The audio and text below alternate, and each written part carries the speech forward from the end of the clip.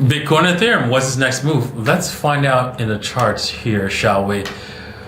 Oh boy, the daily is clear, right? If we draw a trend line, things are not that good. What does that all mean? Where is the price going? What's going to happen? We're going to talk about that and more in today's episode. Thank you all for joining me. It's been a while since I did a YouTube video. Thanks for coming back. Thanks for watching this video. I want to also talk about, oh boy, the bigger picture. Looking at the bigger picture, and if Bitcoin breaks down during the soon to come market collapse, as the Federal Reserve says, things are going to be bad, but they're probably going to be even worse than you expect. Oof. That's the first time they've ever said that. So prepare for something scary. Now, yeah, just so you know, the Fed has always said everything's going to be fine. Everything's going to be fine since the history of the Fed. So are they lying and saying that everything's going to be horrible and really it's going to be fine? I don't know. I don't think so. You can't stop economic law, basically. This is going to be a disaster of epic and biblical proportions because the U.S., for the first time in history, everyone is on the fiat standard. Not just one country, not just 10 countries, but every single country is on the fiat standard, and the results of every time we've come to an end to the fiat standard is absolutely cataclysmic. Every single time. So let's go back to Bitcoin and talk about that. I know that's depressing, but I'm going to depress you some more. Bitcoin, because Bitcoin is highly correlated now with the stock market, and you can see that, if you look at the stock market, it's every time there's something happens with the Fed, right, Bitcoin reacts, right? We can see, we're going to talk about that furthermore. Right here, this was a reaction to the CPI. This was the CPI. This was the Fed announcement right here. So this has been completely tied to the current market. So we have to accept that. Now, if Bitcoin were to go below these prices here, which is right now, it's a rising trend line around. It's going to be around just around $9,000. It can't break below there, or else there's clearly something fundamentally wrong with Bitcoin because there's too much support way above that, right? Too much. I mean, like epic support at around 12. Absolutely epic support, right? So for it to break down below 9,000 would mean there's a fundamental flaw, which we don't want to see that happen. We don't want to think about that. But that's unlikely scenario. The likelihood of that happening, being a fundamental flaw in Bitcoin, would be the same as an asteroid hitting the planet. It is well-designed software, well-designed protocol that cannot be broken. Let's just say that the encryption is broken, right? If the encryption of Bitcoin is broken, it's not the end of the world. In fact, it's a buy more signal if I've ever seen one, right?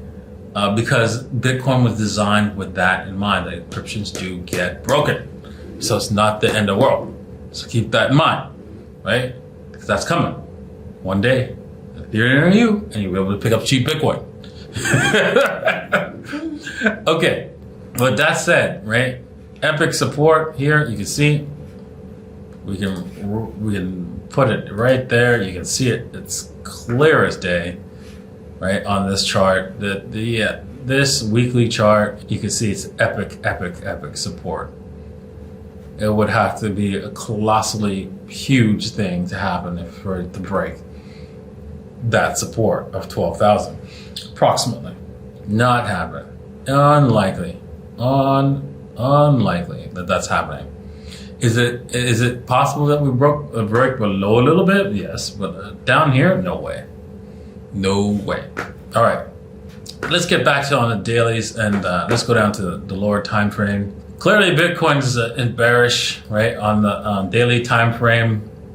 Undecisive here on the 4 hourly. We are chopping up and down without a clear direction. You can see that, well, that trend line that I drew on the daily actually for you guys is clearly a wedge pattern here that we're going to break out one way or the other very, very soon. So we can draw this wedge a lot. There's a lot of options for this wedge. So there you go. So you could wait effectively for it to trade one way or the other. But with Bitcoin, it's probably going to wipe you out with some sort of Darth Maul candle. So be ready for that. Be ready for that in a big way. All right, so let's take a look at Ethereum and see what's going on there. Ethereum on the hourlies, it's rolling over. A lot of chop. It hasn't decided on a direction either. But let's see where this thing could most likely break out going further. And same with Bitcoin before we close off the show. You can see the same kind of pattern that's playing out in Bitcoin and Ethereum. Clear direction. The most likely direction, unfortunately, is down, but that's not guaranteed. And yeah, we can see this is not going to be easy. So if you want to make the trade, I would suggest you wait for either Ethereum to break above this level here, which is at $1,332 or $1,332, or if it breaks below this level here, $1,262 level. That's when you take the short trade, and be cognizant that, hey, this thing could easily stop you out with some sort of Darth Maul. So make sure you don't bet the farm. Don't bet the farm on any direction. Going back to Bitcoin, again, you have clear points where you would go for a long, go for a short. A long would be above the $19,300 or $400 level, and the short would be a clear $18,519. That's where the short would be.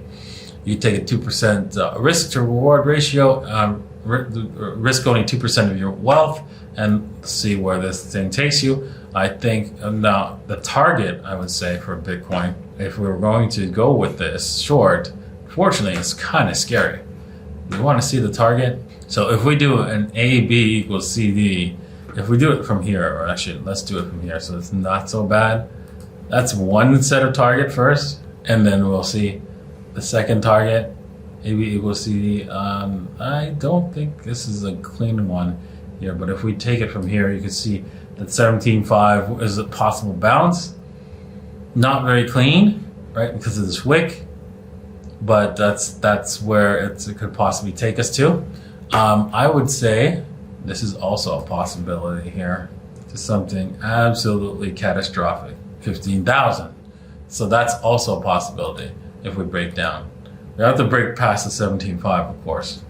So if it starts to break down, right, you start to move your stops, because this thing is going to probably bounce off the 17.5, 17,200-ish area very easily. So don't hold your shorts for too long. Make sure you're moving up the stops. All right, heading back to Ethereum. Let's see where we can find a target for Ethereum. Ooh, that's a nice one right there. So this target, right? We can ignore this wick, I'm thinking, and head it down to $1,175. I would say $1,175 is a good target for Ethereum. If we break down, you could take it and probably go a little bit lower because there's clearly indication that that's possible, right? We can always do this and then take it to there. $1,122. So $1,122 is another target area for Ethereum. On the downside, looking at the bright side, on the upside, there's not much upside here, but let's see if we can make it out here. We can see that here this could take us, if we break higher, we can go, let's go even conservative, because this thing's not so great, right up to the $13.95 to $1,400 level, as a possibly if we break higher. I wouldn't count on it going further higher, but that's always a possibility. All right, well, before we close out, I wanted to thank everybody for purchasing Davitars, and the prices are holding up like crazy. I mean, wow, the floor price is what, 4x almost the listing price. Wow, that's incredible. Thank you all. Make sure you hold on to your Davitars. They will be worth the weight in gold one day, so make sure you hold on to them. Let's head over to the dominance. Dominance, man, it's gone sideways now. It pumped up and it hasn't decided to if it wants to continue blasting higher. So right now it's all sideways action. And yes, the bubbles show that there are some coins popping off as we speak right now. Luna, for some reason, has decided to come back to life. I don't know why. Anybody puts faith in that, but hey, you know what? A lot of people lost money, so they want to put faith that it'll come back. Lots of different coins, which I've never heard of before, are just pumping. And I'm hoping for some discounts, right? Because I'm going to be jumping back into the market to buy all these alts again and start the little lady process all over again. All right, well, that said, thank you all for watching. Thanks for being here. Really appreciate you all. Look forward to seeing any of you guys in Singapore, especially if you have a Davitar, right? It'll increase your chances of meeting up with me, maybe Chris, maybe Carl, and we'll have lots of fun. Cheers. Peace.